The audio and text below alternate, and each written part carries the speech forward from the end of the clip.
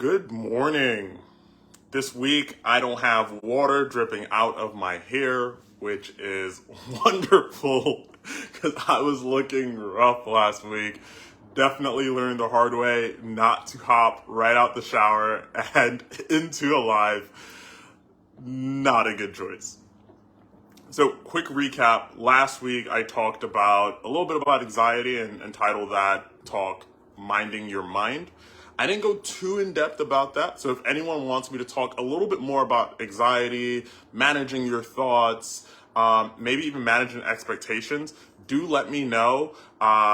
If you can, share the video around as well. Let me know all your feedback, any kind of thoughts you had during that as well. And even if you needed some support with some of the topics I was talking about, happy to talk about that, talk to that, and then even help you craft a plan around, managing your thoughts. But quick recap, the kind of three major things that we kind of walked away with from last week was simply allowing your thoughts to pass by and simply focus on the moment, connect with your breath, connect with all five senses, connect with your surroundings. Another thing that you can also do as well, thinking about your thoughts, ask loved ones, ask friends, people who really care about you, what some of your strengths are and what are those characteristics about you that they really love. Create a running list of those things, and trust me, whenever you're going through some difficult times, those messages really come in clutch. They really help center you, help you refocus, help you reconnect with those qualities of you that really got you to where you are today. And thirdly, again, challenge those negative thoughts. Chances are they are not true. If you believe you're not enough, chances are you are enough. If you believe that I'm not intelligent enough or smart enough or qualified enough for X, Y, and Z, I am certain you can convince yourself otherwise. So challenge those thoughts. Challenge them. So those are the three main takeaways from last week. Today, it's going to be a little different. I'm going to share two stories about my life, primarily about the time when I had this goal to become commissioner of police. There are two stories related to that I'm kind of excited to share. And then from those two stories, I'm going to share a little bit about what I learned about managing challenges and managing difficulty. So the first story, I was 4 years old when this happened. I remember distinctly to one of the only few memories I still remember from my childhood, which is very strange. I've forgotten just about everything else. But I remember I was sleeping on my bed one night and Cops came on the TV. And it was typical, right? Watch Cops, wake up in the morning, watch Cops, really enjoy it. And I remember this one morning I woke up, was watching this, I got out of the bed and I knocked on my mother's door. Kind of stuck my head in through the door. She was just rising up out of sleep. I think I caught her at a bad time. Got her right out of her sleep. And I go, Mom, when I grow up, I want to become a police officer. And, she kind of took it. She said, well, police officers don't get paid that much. And I was a little disappointed. So I went back into my room. A little disappointed. Finished Cops now. And then SWAT came on the TV. And I'm excited. I'm like seeing these more or less militarized police force, like breaking through doors. And I'm a young boy at this point. So this is amazing, right? And I get out of bed again, get to my mom's room, put a foot by the door. And I go, Mom, when I grow up, I want to become a SWAT. And she says, what is that? And I say, they go in and get the bad guys. And they have the guns and everything. I was so excited about this, right? And she said, that sounds a little dangerous. And again, defeated, absolutely defeated. I hugged my head, went back to my room, but I didn't stop in my room. I went back to my mom. And this time I stuck my full body by the door. My foot, everything was by the door. Fully in her room at this point. And I go, Mom, what's the head of the police? And she goes, Commissioner. And I say, Mom, when I grow up one day, I'm going to be that.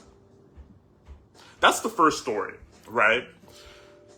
The second story is connected or slightly tangential from that. Because I was so like committed to that dream, I wanted to live that. I wanted to be that, right? So year after year, I would join the Youth Police Academy. And then later on, I would join Youth Police Exploring. But we're going to focus on the Youth Police Academy.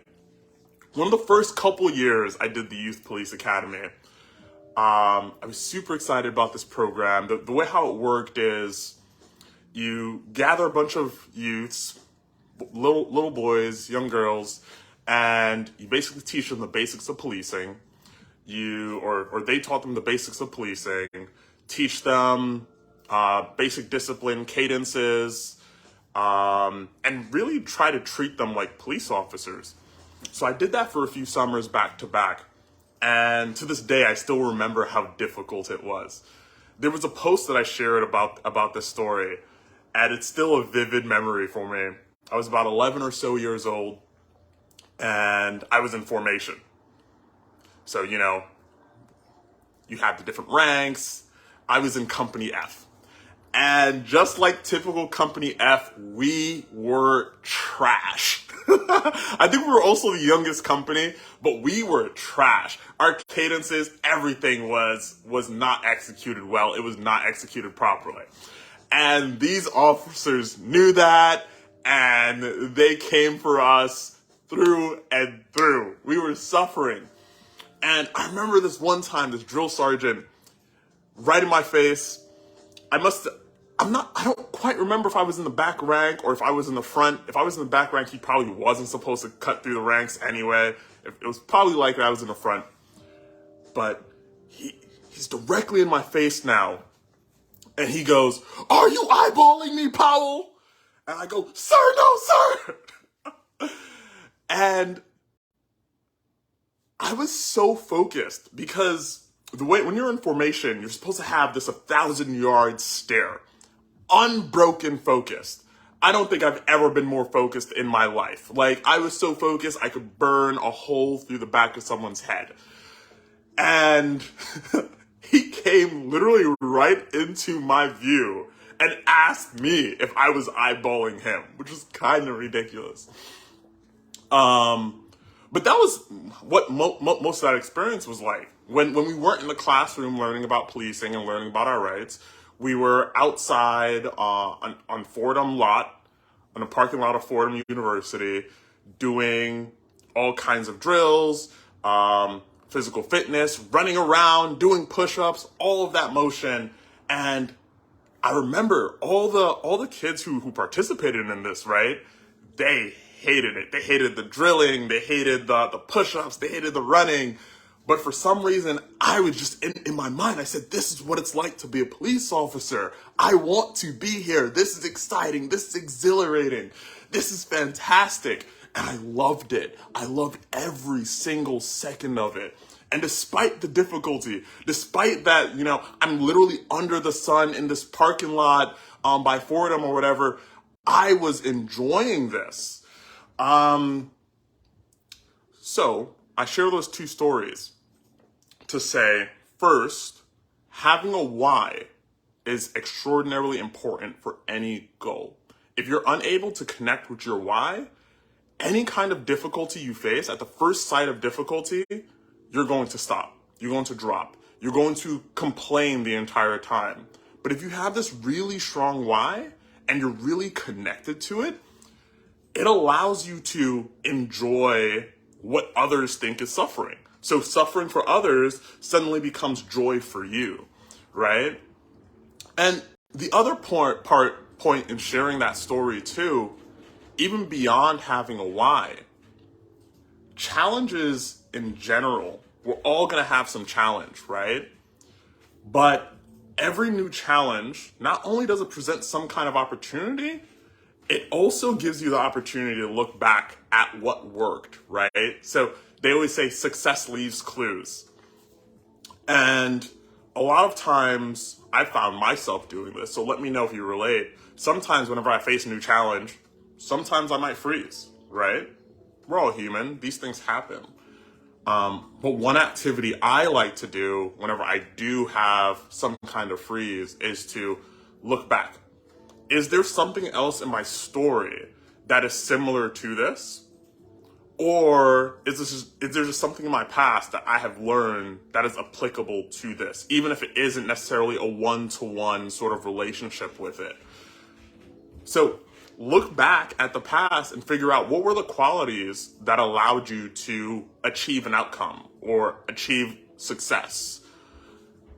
For me, looking back in those stories, it was one, having a strong why, and two, discipline, which was something that I learned from being a part of the Youth Police Academy, right?